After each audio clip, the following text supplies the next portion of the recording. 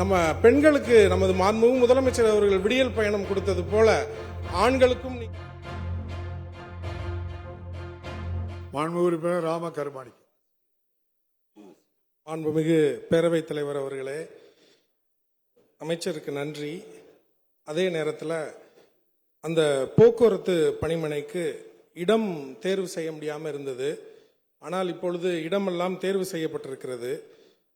ஆனால் அந்த இடத்தை தேர்வு செய்து மாவட்ட நிர்வாகம் துறைக்கு அனுப்பியிருக்கிறதா சொல்லியிருக்கிறார்கள்.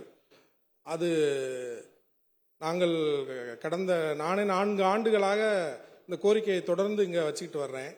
ஆனால் அந்த பணி இன்னும் தாமதமாயிட்டே இருக்கு. அதை செய்து கொடுப்பீர்கள் என்றால் அதை எவ்வளவு விரைவாக செய்து கொடுப்பீர்கள் என்று தங்கள் வாயிலாக அறிய விரும்புகிறேன். மாண்புமிகு அமைச்சர். மாண்புமிகு பேரவைத் தலைவர் அவர்களே, மாண்புமிகு உறுப்பினர் அவர்கள் குறிப்பிட்டது போல அதற்கான இடம் தேர்வு செய்வதில் தாமதம் ஏற்பட்டு மாவட்ட ஆட்சியர் இப்பொழுது அழைத்துள்ளார். இப்பொழுது நிலத்தின் மதிப்பை கேட்டு துறையிலிருந்து மாவட்ட ஆட்சியருக்கு கருத்து கேட்கப்பட்டிருக்கிறது. போக்குவரத்து கழகத்தின் நிதிநிலை எல்லோரும் அறிந்தது மாண்பு உறுப்பினர் மாத்திரமல்ல. எனவே நிதிநிலை சீராகின்ற பட்சத்தில் அதை செய்வதற்கு முன்வர நடவடிக்கை எடுக்கப்படும். இன்னொரு புறம் புதிய பணிமனை அமைப்பதற்கு நாடாளுமன்ற உறுப்பினர் நிதியிலிருந்தும் சட்டமன்ற உறுப்பினர் நிதியிலிருந்தும் நிதி அளிப்பதற்கு தாங்களும் முன்வர வேண்டும் என்று இந்த நேரத்தில் கேட்டுக்கொள்கிறேன். மாண்புமிகு உறுப்பினர் ராம கருமாணிக்கம். மாண்புமிகு பேரவைத் தலைவர் அவர்களே, அந்த இடம் என்பது அரசு இடம்தான். அது மேய்ச்சல் புறம்போக்காக இருந்ததை தான் அதை அங்கே தீர்மானம் வச்சு வேறு இடத்துக்கு இடம் கொடுத்துட்டு எடுத்திருக்கிறோம். அதனால் இடம் உடனே எடுக்கிறதுல எந்த பிரச்சனையும் அதில் வராது. அதே நேரத்தில் சட்டமன்ற உறுப்பினர் நிதியிலிருந்தும் கொடுக்கணும்னு அமைச்சர் அவர்கள் கோரிக்கை வச்சிருக்கிறாங்க. அதே நேரத்தில் சட்டமன்ற உறுப்பினர் நிதி என்பது நிறையா பணிகள் செய்ய வேண்டிய நிலை இருக்கிறது. அந்த பகுதியிலும் ரொம்ப பின்தங்கிய பகுதியாக இருக்கிறது. அதே நேரத்தில் நாங்கள் அந்த பணிமனை முக்கியத்துவம் கருதி நாங்கள் சட்டமன்ற உறுப்பினர் நிதியும் கொடுக்கறதுக்கு தயாராக இருக்கிறோம். அதே நேரத்தில் போக்குவரத்து துறை சார்பிலையும் நிதி அதை ஒதுக்கணும்.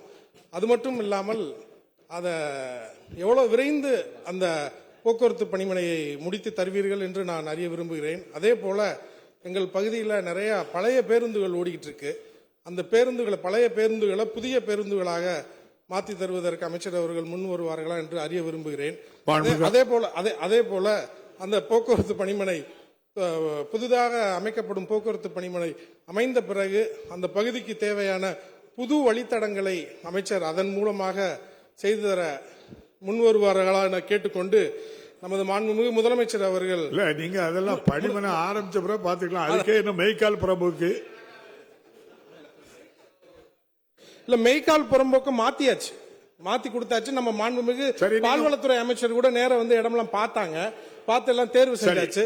அதை செய்திருவாங்க என கேட்டுக்கொண்டு நம்ம பெண்களுக்கு நமது மாண்புமிகு முதலமைச்சர் அவர்கள் விடியல் பயணம் கொடுத்தது போல ஆண்களுக்கும் நீங்கள் இந்த பேருந்து பயணத்தில் விடியல் பயணம் கொடுப்பீர்களா என்று கேட்டுக்கொண்டு விடைபெறுகிறேன். நன்றி, வணக்கம். செய்திகளை உடனுக்குடன் தெரிந்து கொள்ள உடனே சப்ஸ்கிரைப் பண்ணுங்க.